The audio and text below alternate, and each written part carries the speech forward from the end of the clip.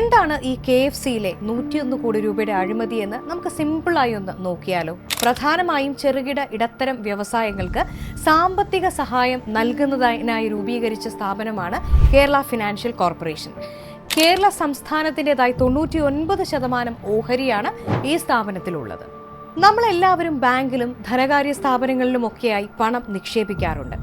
ഇങ്ങനെ പണം നിക്ഷേപിക്കുമ്പോൾ എന്തൊക്കെ കാര്യങ്ങളാണ് നമ്മൾ പരിഗണിക്കാറുള്ളത്? പ്രധാനമായും 2 കാര്യങ്ങളാണ് അല്ലേ?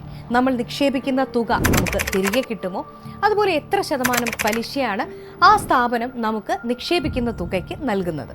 നിങ്ങൾ ആലോചിക്കുക, നിങ്ങൾ 61 കോടി രൂപ 8.69% പലിശയ്ക്ക് ഫെഡറൽ ബാങ്കിൽ നിക്ഷേപിക്കുന്നു.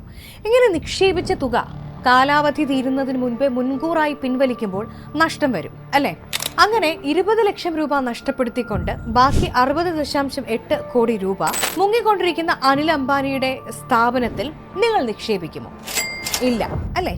2018 ഏപ്രിൽ മാസം 26-ാം തീയതി അങ്ങനെ അംബാനിയുടെ കമ്പനിയുടെ കടപ്പത്രത്തിൽ 60.8 കോടി രൂപ നിക്ഷേപിക്കുന്നു.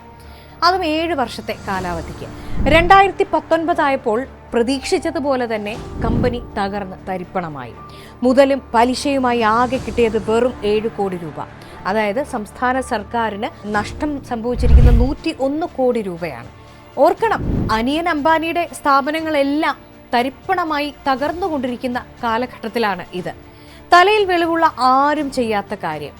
ഈ 100 കോടിക്ക് 2500ഓളം ലൈഫ് ഭവന പദ്ധതി പ്രകാരമുള്ള വീടുകൾ സാധാരണക്കാർക്ക് നൽകാനാകും. കുട്ടികൾക്ക് ഉച്ചഭക്ഷണം നൽകിയതിൻ്റെ ബില്ല് കുടിശ്ശിക തീർക്കാനാകും. എന്നിട്ടും അംബാനിക്ക് 100 കോടി നൽകിയതിൽ യാതൊരു അന്വേഷണവുമില്ല. കുറ്റക്കാർക്കെതിരെ യാതൊരു നടപടിയുമില്ല.